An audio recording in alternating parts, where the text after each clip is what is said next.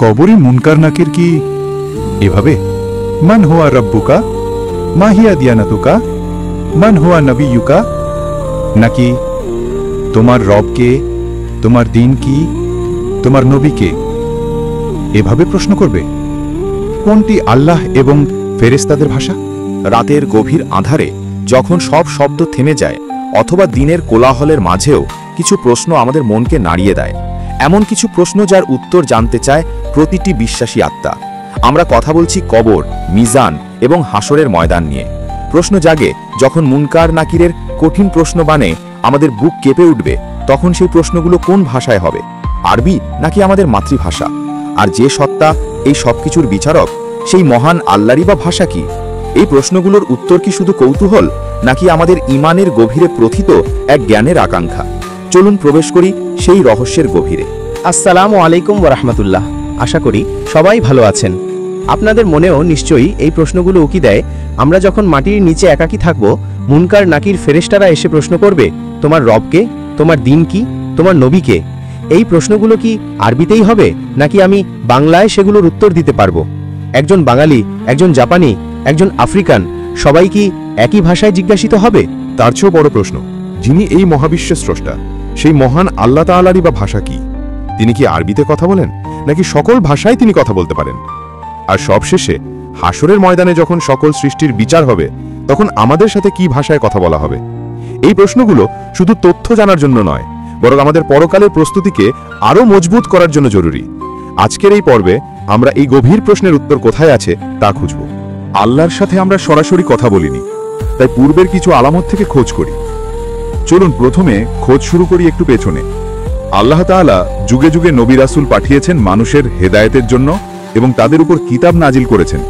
এই কিতাবগুলো এবং নবীদের দাওয়াতের ভাষা কি ছিল? তাহলে কিছুটা বুঝতে পারবো আল্লাহর ভাষা কি।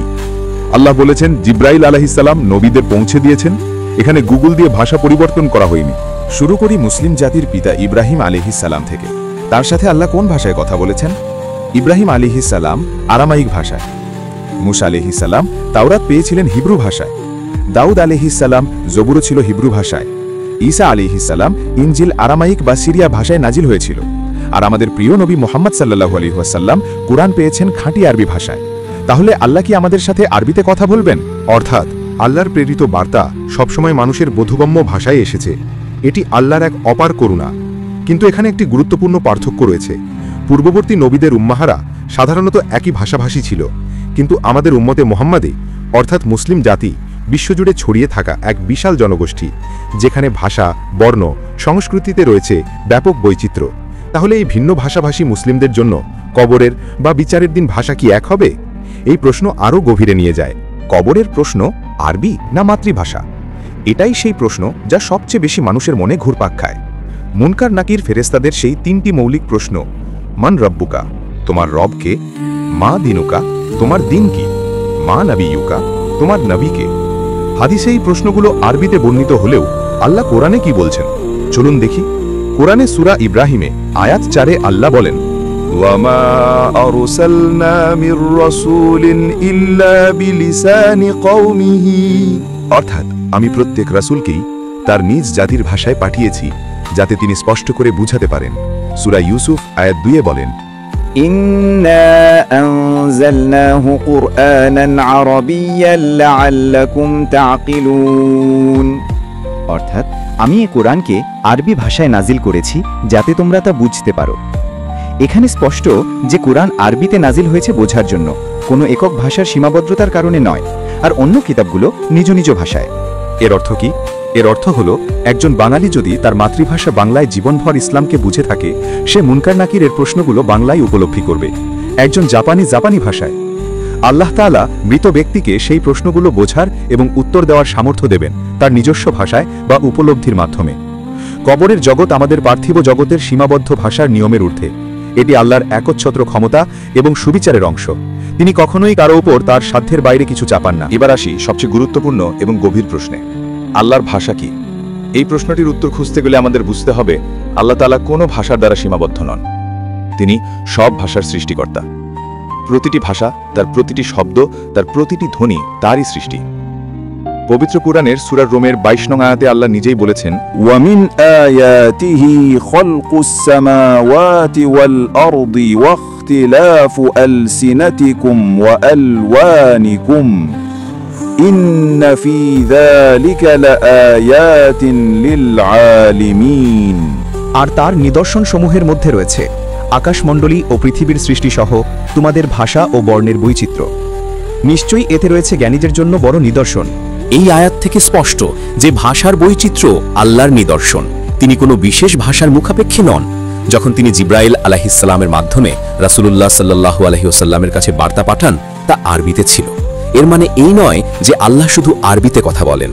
এর মানে হলো তিনি আরবিতে সেই বার্তা পাঠিয়েছেন যাতে শেষ উম্মার নবী ও তার জাতি তা পরিষ্কারভাবে বুঝতে পারে। আল্লাহ সর্বজ্ঞ, সব ভাষা তার কাছে এক। তিনি আমাদের মনের কথা জানেন, আমাদের হৃদয়ের গোপন অনুভূতি জানেন। ভাষা সেখানে শুধু যোগাযোগের একটি মাধ্যম মাত্র। তিনি অসীম, তাই তার গুণাবলীও অসীম। তার জন্য কোনো নির্দিষ্ট ভাষা নির্ধারণ করা আমাদের সীমাবদ্ধ মানবীয় বুদ্ধির প্রকাশ মাত্র। শেষ বিচারের দিন, ভাষার অবসান। সবশেষে শেষ বিচারের দিন, হাসরের ময়দানে যখন সকল সৃষ্টি একত্রিত হবে, তখন আল্লাহ তাআলা কি ভাষায় আমাদের সম্বোধন করবেন?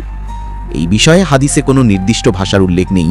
তবে যেহেতু আল্লাহ সকল ভাষার স্রষ্টা এবং সর্বজ্ঞ, তাই ধরে নেওয়া যায় যে তিনি এমনভাবে সকল মানুষকে সম্বোধন করবেন যা সবাই বুঝতে পারবে। হতে পারে আল্লাহ এমন একটি সার্বজনীন উপলব্ধি বা যোগাযোগের ব্যবস্থা করবেন যেখানে পার্থিব ভাষার সীমাবদ্ধতা থাকবে না, অথবা তিনি প্রত্যেককে তার নিজস্ব ভাষায় সম্বোধন করবেন, যা তার পক্ষে মোটেই কঠিন নয়। মূল বার্তাটি হলো, সেদিন আপনি নন, উত্তর দিবে আপনার আমল। কবর বলুন আর হাসর, কোথাও ভাষা কোনো বাধা হবে না।